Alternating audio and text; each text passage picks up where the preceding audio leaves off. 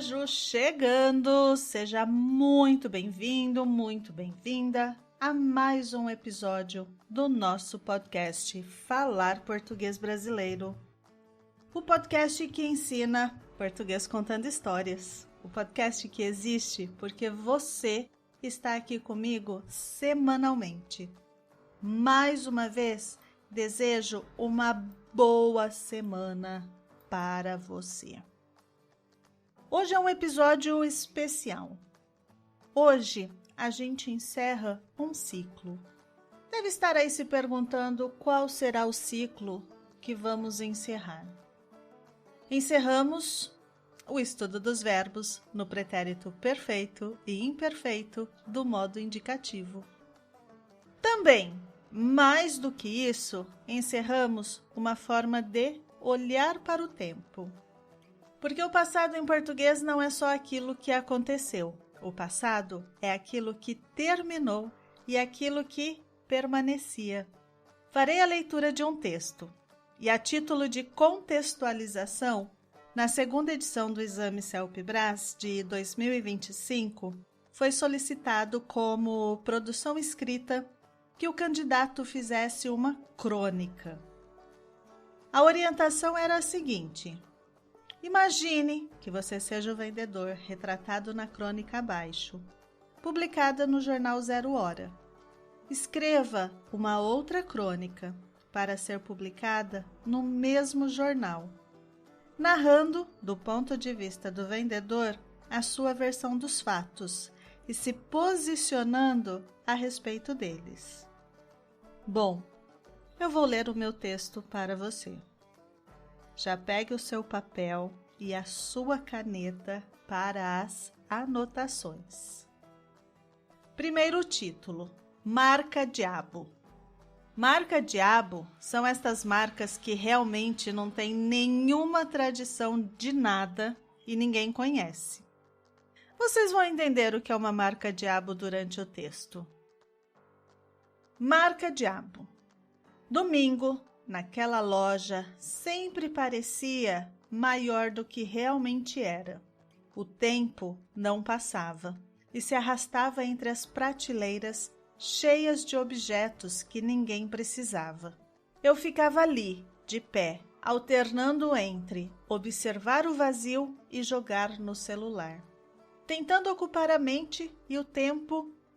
Assim eu conseguia suportar o silêncio. De repente, ouvi alguém me chamar. Levei alguns segundos para reagir, pois já não esperava mais nem uma mosca naquele fim de tarde. Levantei a cabeça e vi a cliente parada no balcão, esperando. Havia ali uma mistura de expectativa e pressa no olhar dela. Eu me aproximei, tentando retomar o papel de vendedor que a situação exigia. Ela disse que precisava de um fone de ouvido.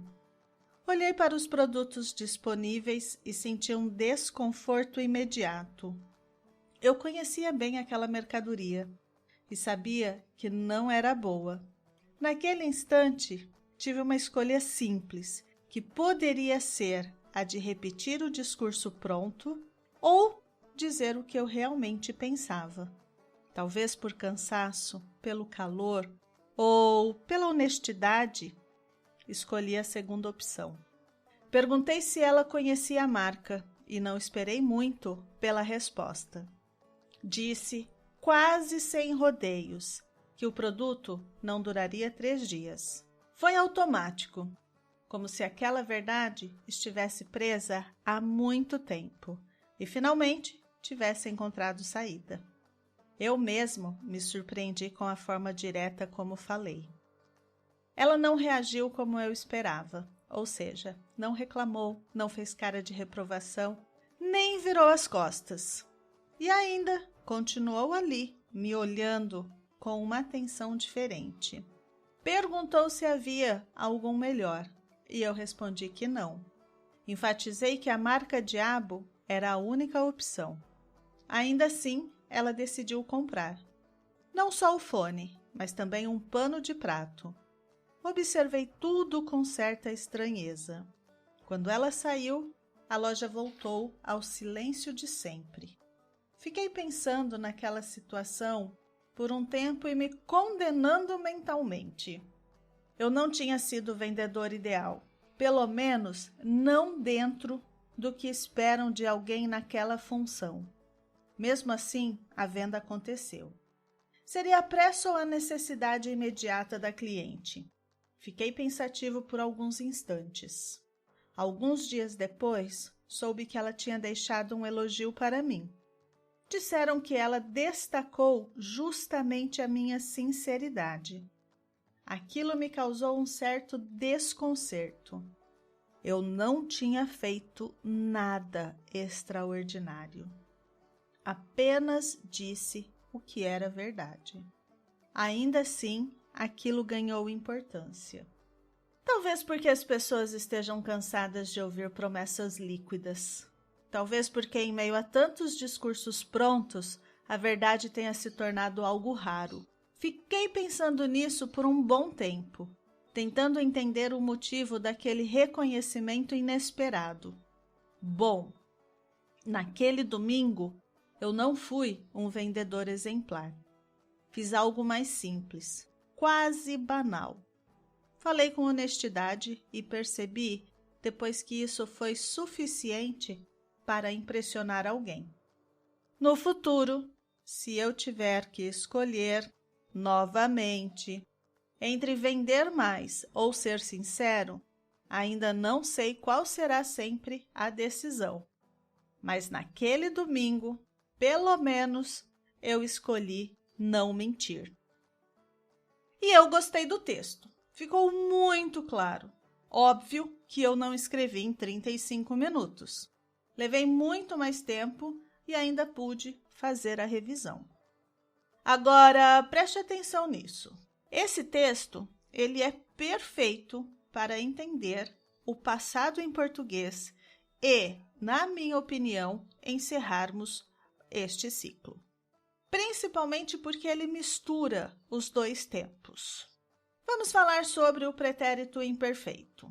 Pretérito imperfeito é para a sensação de continuidade. O tempo que continua.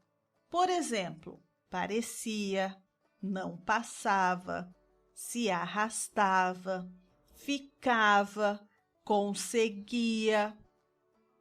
Estes verbos no pretérito imperfeito não mostram ações concluídas.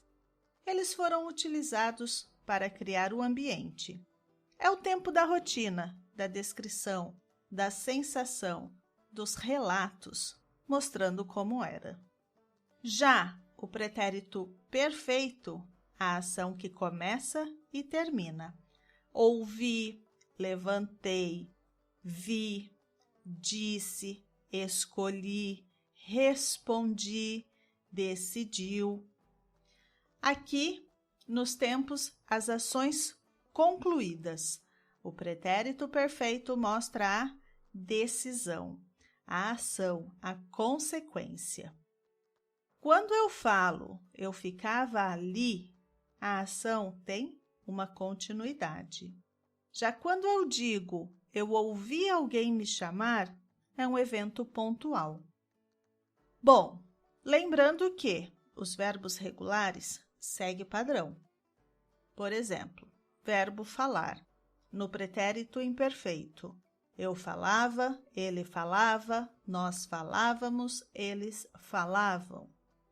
No pretérito perfeito, eu falei, ele falou, nós falamos, eles falaram. Outro exemplo, verbo vender. Eu vendia, ele vendia, nós vendíamos, eles vendiam.